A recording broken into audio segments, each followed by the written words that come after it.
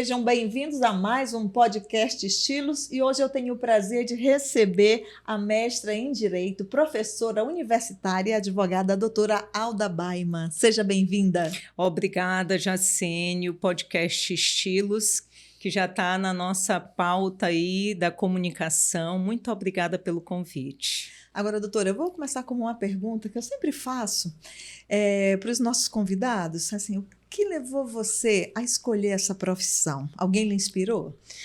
Na realidade, o meu pai é advogado, então eu sempre fui muito envolvida, né, na pauta da advocacia a partir da própria formação e profissão do meu pai.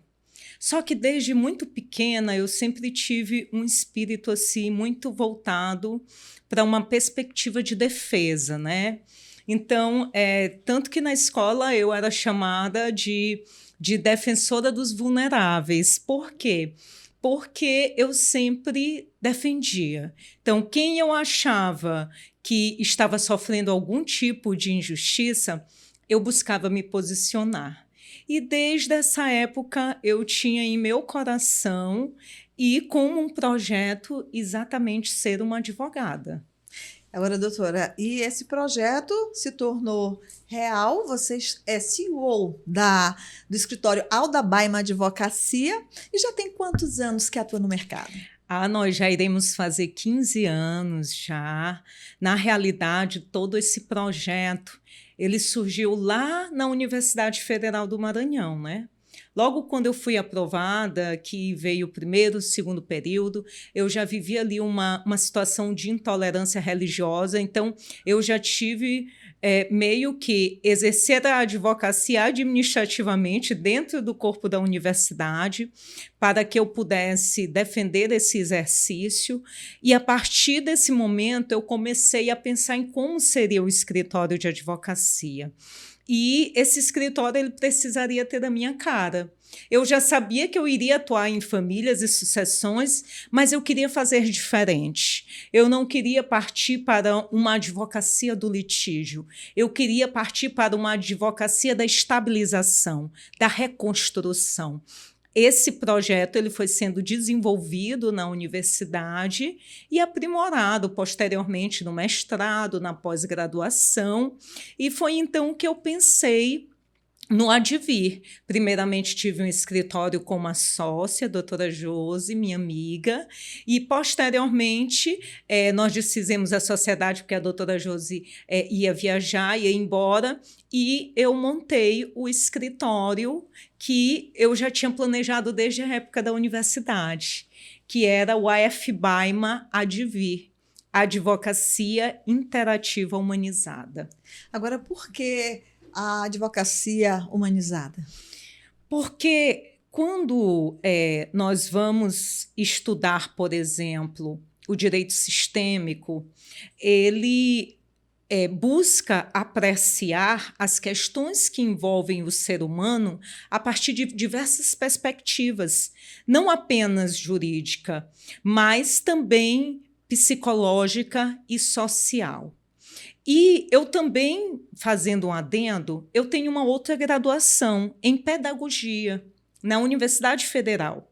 Então, quando eu pensei em unir essas pautas, é porque eu fiz cadeiras também de psicologia e eu disse assim, olha, eu sei que muitas vezes quando esse cliente chega até o meu escritório, ele não quer resolver, às vezes, um problema que tem uma origem ou uma solução jurídica.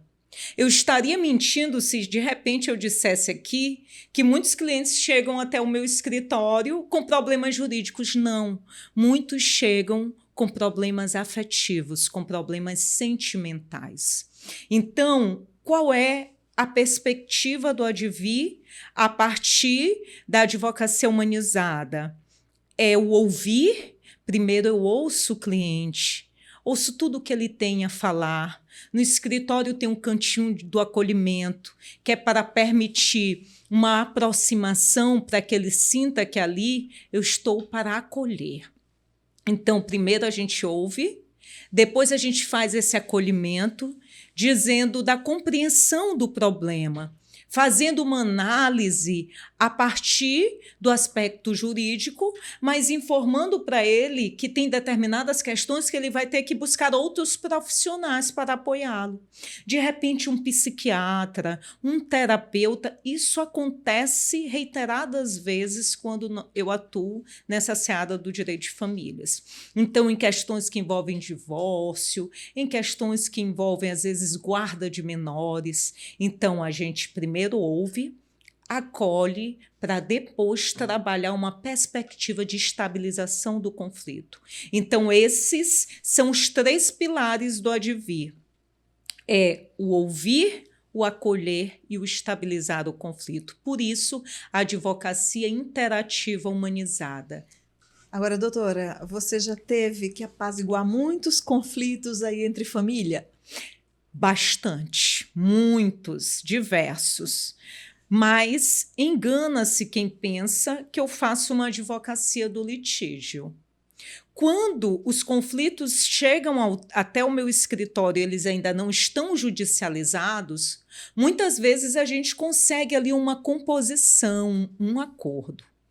Mas quando eles já estão judicializados, aí eu analiso esse processo para que eu possa utilizar a estratégia processual correta.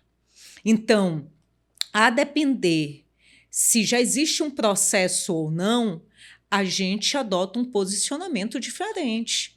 Então, por exemplo, já tiveram situações em meu escritório em que a minha cliente chegou lá em desespero, mas já existia um conflito judicializado, já existia um processo.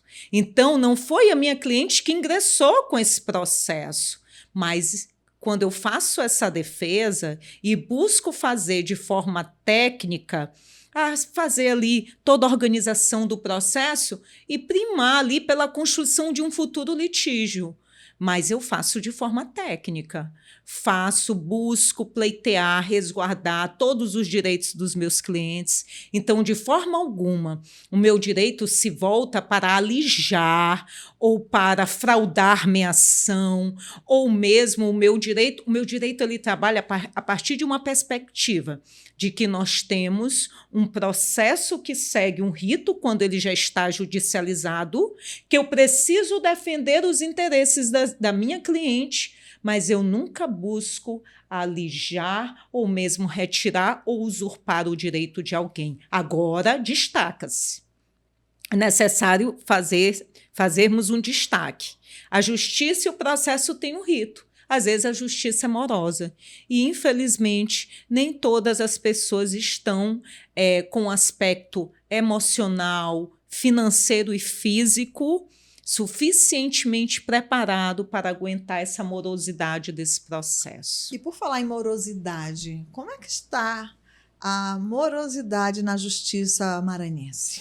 Bem, na realidade, Jacene, devido aí à excessiva judicialização dos conflitos, hoje a justiça ela trabalha com recursos humanos que estão, de fato, eles não atendem à quantidade de demandas.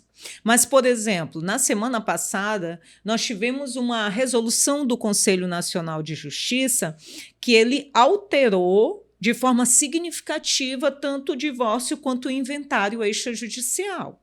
Então, hoje, o divórcio, mesmo com filhos pequenos ou maiores incapazes, ele pode ser feito em cartório. Vai promover, de fato, vai desafogar esse judiciário, vai desburocratizar esse procedimento, vai tornar mais célere e financeiramente mais viável. Então, houve essa mudança tanto em relação ao divórcio quanto em relação ao inventário, e na seara do direito de famílias, com certeza, nós teremos uma celeridade bem maior a partir dessa resolução. Mas, na atualidade, divórcios litigiosos, eles costumam aí durar aproximadamente 3, 4, 5 anos. Tem processos que eu tenho que já estão há 6 anos tramitando um processo de divórcio com partilha de bens. Agora, doutora Alda, por que demora tanto Um divórcio litigioso, a questão mais é financeira? É. Quanto maior o patrimônio, por vezes, quando existe ânimo da outra parte em lesar ou fraudar, demora ainda mais. Então, o divórcio ele tem etapas. Hoje, inclusive, não é nem tanto o divórcio que demora, é a partilha de bens. Então, hoje, o divórcio ele já pode ser concedido em caráter liminar, sem nem ouvir a outra parte. Mas para que haja partilha de bens, por exemplo, em processos que envolvam empresas, contas de investimento e tem bens no exterior, é um processo mais demorado. Por quê? Porque nem sempre as partes entram em acordo. E o mais grave, quando existe uma questão empresarial de fundo, não raras vezes as mulheres são retiradas das empresas, sofrem toda uma violência patrimonial, os homens ficam no controle e dilapidam esse patrimônio. É claro que isso não é regra, tá? Essa não é a regra, mas isso ocorre bastante nos processos. Por quê? Porque essas pessoas, elas se valem exatamente dessa morosidade do Poder Judiciário. Mas as mulheres hoje, elas não estão assim mais bem informadas sobre quais são os direitos delas na questão de uma separação, de um divórcio? Depende, Jacene. Veja só, informação existe, mas, por vezes, não existe uma cautela nesse planejamento familiar futuro. Por quê? Principalmente por parte das mulheres, e aí fica um alerta. As mulheres, por vezes, elas têm esse aspecto da afetividade mais aflorado, o plano de casar, o plano de ter filhos, e às vezes tem mulheres que ingressam em determinados relacionamentos tendo isso como meta de vida a qualquer custo. E de forma emocionalmente, vamos dizer que abalada, ingressam nesses relacionamentos, viram reféns dessas pessoas. Muitas vezes essas pessoas conseguem destruir, inclusive, a identidade profissional dessa mulher, passam a ter o controle daquela empresa e passam a promover o afastamento daquela mulher. Um afastamento dela da família, um afastamento do hall de amigos, um afastamento da academia. Por quê? Qual é a pretensão daquele homem? É deixá-la sem possibilidade de pedir ajuda. E aí, muitas vezes, a mulher, como ela tem esse olhar mais afetivo, mais emocional, elas acabam sendo as maiores vítimas de violência patrimonial. Então, você que é mulher, muito cuidado quando for se envolver em um relacionamento, principalmente se você já tem um bem, já tem uma carreira consolidada, busque um profissional, porque hoje a configuração da união estável é muito fácil. Então entra aí, por acaso, um contrato. Poderia ser? Poderia ser um contrato de namoro se o relacionamento for namoro, mas pode ser de união estável com separação de bens. Então, assim, hoje você tem diversas ferramentas de proteção. Agora, você precisa ter discernimento para conversar com o seu companheiro ou namorado nesse sentido. Porque o que mais acontece no meu escritório, por exemplo, minhas clientes, quando sai o divórcio, a doutora disse, olha, agora para namorar tem que me pedir autorização. Ou será se vocês preferem pagar os meus honorários novamente? Diga-se de passagem, meus honorários são bem baixos, viu? Porque eu não sou uma advogada cara e quero reforçar isso aqui. Então, o que acontece dentro desse contexto? Tem pessoas que ficam intimidadas, achando que o que meu parceiro ou a minha companheira vai pensar se eu chegar para ela falando que eu quero casar em regime de separação convencional de bens. Se ele amar, se ele quiser construir uma relação de laços afetivos, não tem o que pensar. Hoje, o que é prioridade, precisa ser prioridade na vida de todas as mulheres? Segurança jurídica e emocional, para não depender nem financeiramente e nem emocionalmente. Agora, doutora, quais são os maiores desafios, né, enfrentados na luta pelos direitos das mulheres, né, principalmente nessa questão da separação de bens? Você que trabalha diariamente com isso. Jaciene, são diversos os desafios enfrentados, inclusive a violência que é promovida pelas próprias instituições do sistema de justiça. Então, por vezes, as mulheres têm direitos que são alijados por uma perspectiva de gênero, por serem mulheres. Eu vou te retirar da empresa porque, no meu sentir, você não é mais capacitada do que fulano de tal. Isso não pode ser no sentir do juiz. Ele tem que aplicar a lei e dizer quais os critérios objetivos que ele utilizou. Mas muitas vezes isso não acontece. O que eu percebo é que, infelizmente, por vezes, princípios, formações que são pessoais de determinados magistrados, e diga-se de passagem, que, graças a Deus, estamos evoluindo para uma minoria. Mas eles adentram ao processo para julgar a figura dessa mulher, não no aspecto da lei, mas em sua imagem, em sua moral, em sua idoneidade. Então, eu vou te dar um exemplo. Uma mãe pediu alimentos para os filhos, sempre teve um alto padrão de vida, e aí, de repente, o genitor diz assim, não, eu só vou pagar um salário mínimo, porque ela vai querer fazer cirurgia plástica com esse dinheiro, vai querer ir no salão se embelezar com um salário mínimo. Mas veja, qual é a realidade que se impõe?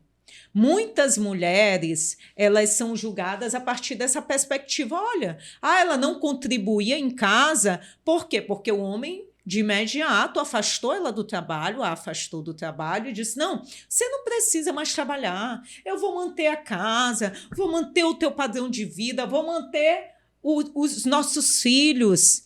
E aí essa mulher se afasta do labor, deixa de ter uma renda, e quando há o divórcio, o que esse homem oferece para as crianças, para os filhos, não é nem para ela? Um salário mínimo. Então, muitas vezes, o juiz, ou quando vai analisar o processo, e não são todos, são a minoria, graças a Deus, eles não conseguem fazer uma leitura de gênero. É por isso que em todos os meus processos hoje, eu peço o cumprimento do protocolo de julgamento com perspectiva de gênero do Conselho Nacional de Justiça. Por quê? Porque tem determinadas situações que a mulher passa que são invisibilizadas no contexto processual. A mãe que cuida de toda a rotina do filho, que leva o filho para a escola, que leva o filho para natação, que acompanha o filho nas consultas particulares, mas o genitor diz que ela é uma preguiçosa, que ela não trabalha. E esse trabalho que é feito em casa, enquanto ele está na empresa trabalhando, essa mulher tem todo um trabalho de gestão, de dedicação. Essa mulher, inclusive, muitas vezes, ela é impedida até mesmo de exercer esse labor. Então, hoje, a minha advocacia, ela dar visibilidade a essas questões dentro do processo, porque elas precisam agora, obrigatoriamente, serem também ponderadas por esse juiz, consideradas. Agora, doutora, você falou da questão de gênero, e nós estávamos conversando, e você falou que tem uma novidade aí do escritório de advocacia, e eu gostaria já de saber, poderia nos falar qual é? Na realidade, vai ser em primeira mão aqui, né, Jaciene? Na realidade, é o lançamento da advocacia de posicionamento de gênero. Então, hoje eu sou aí uma advogada que atua muito sob essa perspectiva. E o nosso escritório, ele atende homens e mulheres. Mas agora nós vamos ter ali nichos do escritório para atendimento direcionado apenas de mulheres. Isso não significa dizer que nós deixaremos de atender aos homens, pelo contrário, mas nós teremos uma equipe especializada e direcionada para o atendimento das mulheres. Por quê? É necessário. É necessário porque a todo momento o que nós percebemos dentro desses processos em que se promovem, por exemplo, violências patrimoniais, violências morais, violências psicológicas, é que a mulher fica alijada por ausência de um advogado ou uma advogada que seja preparado para dar essa visibilidade e para pedir ao juiz ou solicitar ao juiz que julgue nos termos do protocolo.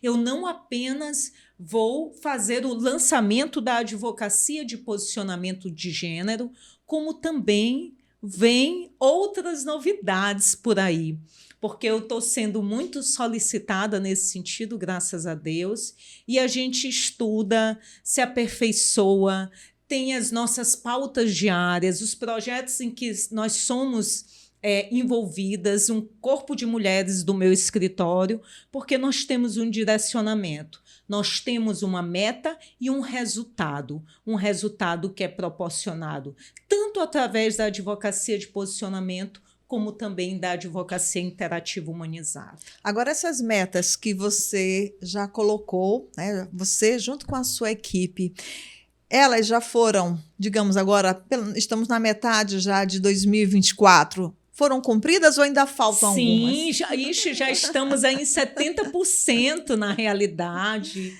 Nós tivemos aí, é claro, em parceria, porque, Jaciane, eu costumo dizer que no direito e em toda a nossa vida, seja laboral e social, nós temos sempre pessoas que nos apoiam, que decidem não só investir em nossos projetos, como também unir pautas e unir forças. Então, por exemplo, nós tivemos aí no dia 26, em parceria com o Conselho de Mulheres Cristãs do Brasil, que eu faço parte, o lançamento da campanha Justiça por Elas. Sim, doutor, isso que eu ia lhe perguntar. Fiquei sabendo que foi um grande sucesso. E para quem não sabe o que é a Justiça por Elas, poderia explicar um pouco? Claro, foi um sucesso, não somente em público, mas em conteúdo, em pautas propositivas, foi um sucesso em acolhimento. Cada uma daquelas mulheres que estiveram ali, das mais diversas instituições, levou um pouco da sua singularidade, da sua identidade, de como elas desempenham a proteção da mulher no exercício das mais diversas profissões. E o Justiça por Elas visa combater a violência doméstica, principalmente no âmbito das organizações religiosas. Por quê? Porque essa violência, muitas vezes, ela é invisibilizada em virtude das questões religiosas. Então, a questão do divórcio dentro da igreja, a questão da violência dentro da igreja, mas eu quero destacar que existem igrejas hoje que enfrentam esses problemas de forma propositiva, inclusive com campanhas. Então, por exemplo, a Igreja Adventista tem o programa Quebrando o Silêncio, que já foi até para a Assembleia, um programa que combate a pedofilia e a violência sexual contra menores. Então, o Justiça por Elas, ele veio com esse formato, porque muitas denúncias que envolvem mulheres das mais diversas religiões estão acontecendo no âmbito das igrejas e de outras organizações religiosas, e essas mulheres, quando vão buscar o amparo, o apoio desse líder espiritual, ou dessa liderança,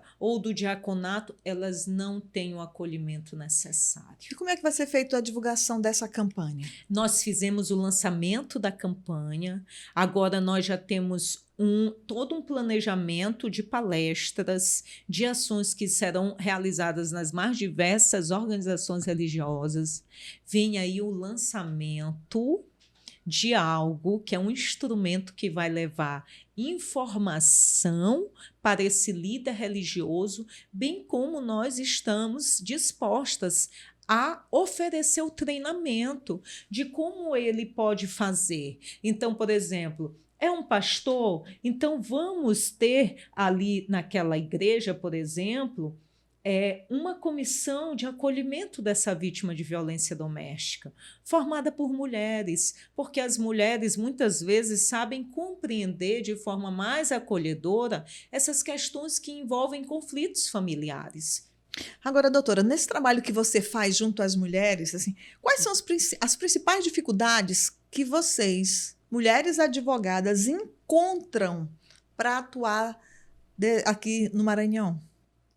Hoje existe um fenômeno, não só no Maranhão, mas no Brasil, que é a lawfare de gênero. Estão tentando calar as vozes das advogadas. E o lawfare de gênero é o ataque a esse exercício profissional. Então, por vezes, eu sou ameaçada, por vezes, há tentativas de intimidação, inclusive dentro do processo. E esse lawfare, esse indivíduo, muitas vezes descontente com os êxitos processuais que nós temos, ele busca nos atacar na forma processual, ingressando com ações que não têm qualquer respaldo jurídico ou legal. Então, hoje, existe esse fenômeno e ele está se propagando no Maranhão. Inclusive, é minha pauta futura, porque as advogadas, elas precisam se unir para que haja uma defesa em coletividade. Sabe por quê? Porque daqui a alguns anos, as colegas advogadas, inclusive as jovens advogadas, elas não vão mais poder advogar em processos a favor de mulheres. Porque, do outro lado, nós temos homens com capacidade econômica e com poder de destruição, inclusive moral, pessoal. Então, essa será a minha próxima pauta.